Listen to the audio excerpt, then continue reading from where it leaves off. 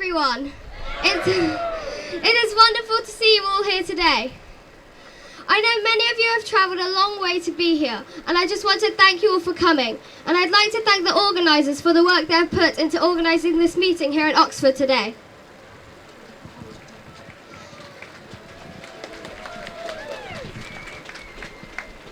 I could stand here and say more or less what other people are going to say about the effect of these 15-minute neighbourhoods, soon to become digital ID facial recognition zones.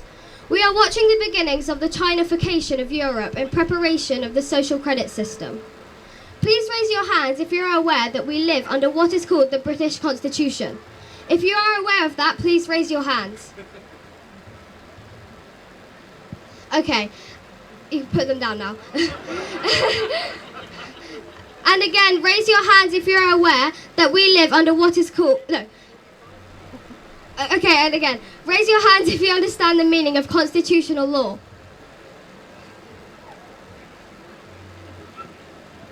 I'm going to be a lawyer when I grow up, so I need to know all this stuff.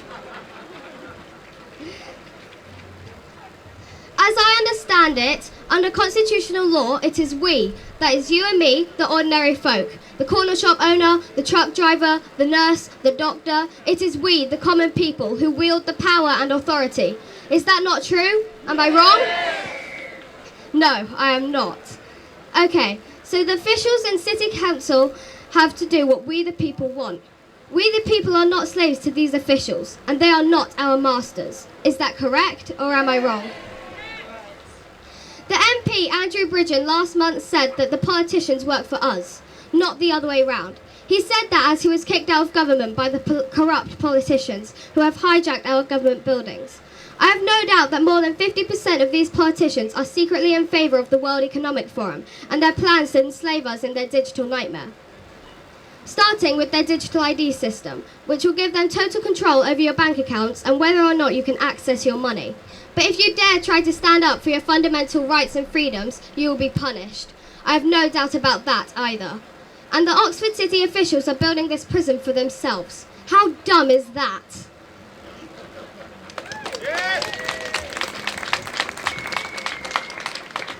It's laughable that this idea will cut down on pollution. If, for example, you work a couple of zones away, you will now be expected to go out of town to a ring road, drive round the ring road and then come back into town. So how can it possibly be about pollution? Rather than cutting across the short way, a person now has to spend twice as much money on fuel and drive the long way round the city and cause twice as much pollution. And that will have a big negative impact on my carbon footprint tracker. So if I want to have good carbon score, it will mean stay home, don't go anywhere. You can see where this is heading, can't you? In a recent poll, it was claimed that 2/3 of the British people thought our government was corrupt. I think it's way, way more than 2/3. The greedy people have stolen our democracy and are now calling themselves politicians. And they have turned our democracy and our constitution into a tyranny. So what now? Some people ask me, how would you suggest we solve the problems of the world? And I ask, what problems? And they come out with a long list of things from homelessness to starvation, to wars, to energy crisis. And I have to stop them and say, look, the world has only got one single problem. If you deal with this one problem, all others will vanish. And they ask me, so what is it? And I tell them, you must deal with the greedy people. These greedy people are evil and are the one single cause of all the suffering on planet Earth. And until you deal with these evil, greedy people, things can and will only get much worse. The imposter, currently squatting in number 10, recently said that transparency was most important. And yet when asked about his £500 million investment in he declined to answer. So clearly we live in a tyranny.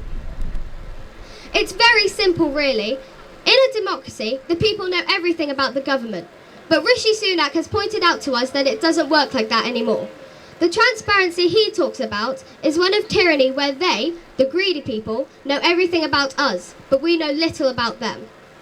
The greedy people have amassed personal fortunes which, because they are the greedy people, they keep to themselves. They have stolen the financial resources of the world from all the people to themselves.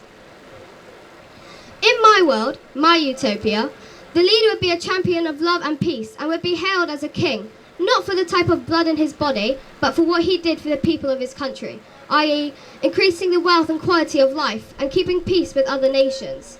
For us, the normies, the common folk, we the people, they would be our champions. For example, Rishi Sunak and wife have control of £370 billion. In my world, it would be a crime for any person to keep or have to themselves at their own personal disposal, personal access to such a vast amount of the world's money supply. It would be illegal.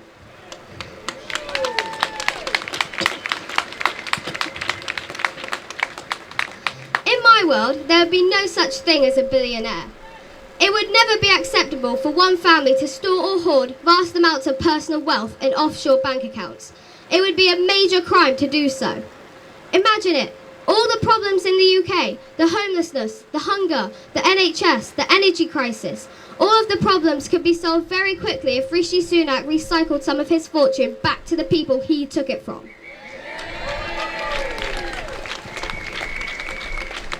So you tell me, who does he care for? Come on, shout your answers out. Jacob Rothschild! His donors! Klaus Schwab!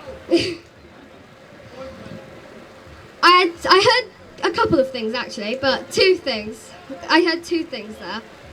Nobody and himself. Well, there you go. You've answered the question. It's not complicated. And he would still be a billionaire. These people are criminals in my book and definitely should not be in our government. And the people urgently need to right this wrong.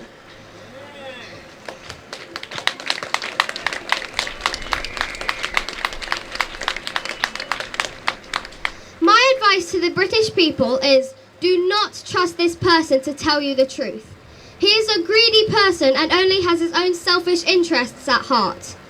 His pals at the World Economic Forum are quite openly calling us, we, the people, useless eaters and a waste of resources, adding, they do not need the vast majority of us. They don't need us. Well, quite honestly, I think the whole of humanity would be much happier and much better off without them crazy lunatics.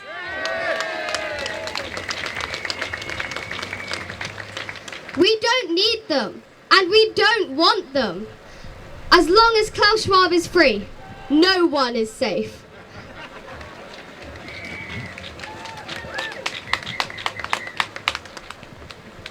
Then there are the foolish people.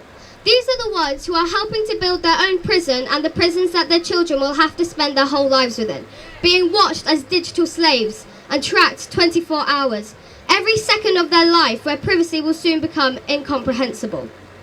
I'm speaking about those well-paid officials at Oxford City Council who think they have the right to force their madness on the rest of us. And then there's the destruction of local small businesses.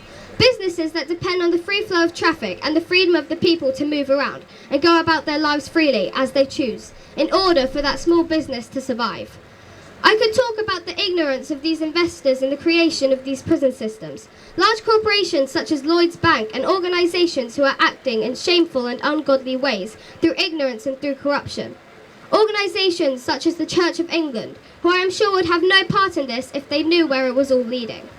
Again, we see the blind leading the blind. All I can think of saying is, oh my God. Do any of you know what is fast approaching? Let's say my friend lives in Zone 3 and I'm in Zone 1. If, for example, I went to my friend's house in Zone 3, my parents normally come and pick me up in their car. It only takes 10 minutes. So does that mean that they would have to go round the ring road and back into town again? If my mum or dad had to drive round the ring road, it would take 30 minutes, causing much more pollution and leaving a much bigger carbon footprint. They will say, you can walk home. Would that be safe for me to walk home? Me as a 12-year-old walking home in the dark alone. Is that really going to be safe? Then they will say, oh, don't worry about that. We've already thought of that. You'll be safe. We will have 1,000 cameras on the streets following you and tracking you all the way home.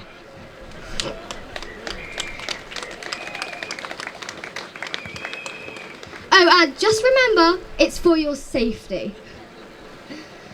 What Are you serious? Do you really think I want to be watched every second of the day? Are you serious? Thousands of cameras tracking my every move until I get home. At this point, I have to ask, is my safety that important to me that I want to be followed by cameras all the way home? Or do I prefer to have freedom than privacy? And also, for your information, I still wouldn't feel safe. No amount of cameras is going to stop someone who wants to attack me. I want to be safe, but not to the extent that I am prepared to give up my freedom and my privacy to have it. Anyone who gives up their freedom for safety deserves neither.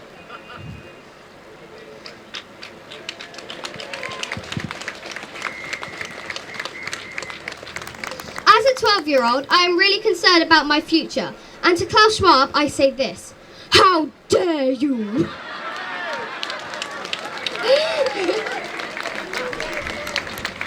How dare you steal my childhood and my future, and the future of all children by enslaving us in your crazy digital surveillance prison.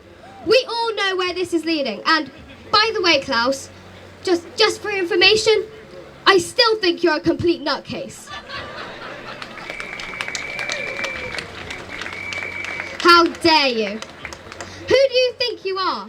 To me, you are no different from a villain in a James Bond movie, attempting to hold the world hostage in your crazy transhumanist dystopia. And for what? To make more money? More profit? Is there truly any amount of wealth that will satisfy your greed? So people, listen. Make no mistake, these are the first steps of a dystopian reality called 15-minute neighborhoods. From a small seed, a huge tree can grow. Do you know yesterday the temperature was 7 degrees, but today it is 12 degrees? The greedy people are claiming that the zones are to do with climate change.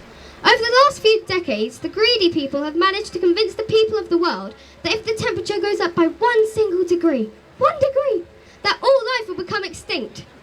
How dumb have you got to be to believe that?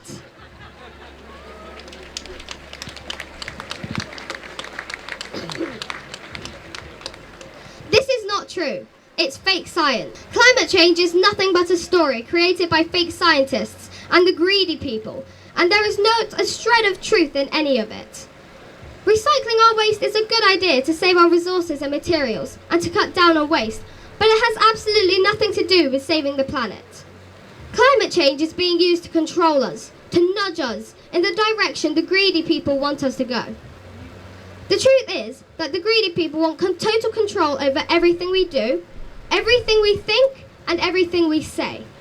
And they intend to achieve it by convincing everyone that climate change is a real danger, when actually, there is no truth in that statement whatsoever. The truth has been turned upside down.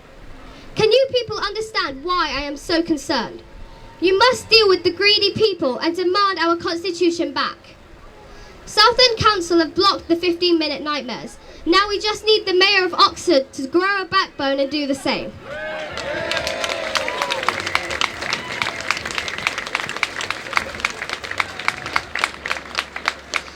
In the meantime, I would advise the residents of Oxford demand an independent investigation into how the city officials got the figures, claiming that most people were in favour of these infringements on your rights to travel freely. You must demand an investigation. That will stop their plans in plan in its tracks whilst an investigation is carried out. So, before you go home muttering amongst yourselves about the craziest, smallest conspiracy theorist you've ever seen, understand this truth. We no longer have a democratic government in the UK. Our government has been hijacked by greedy and selfish imposters posing as politicians. They believe they are better than us and masters over us. And until this problem is effectively dealt with, the tyranny will continue. Thank you.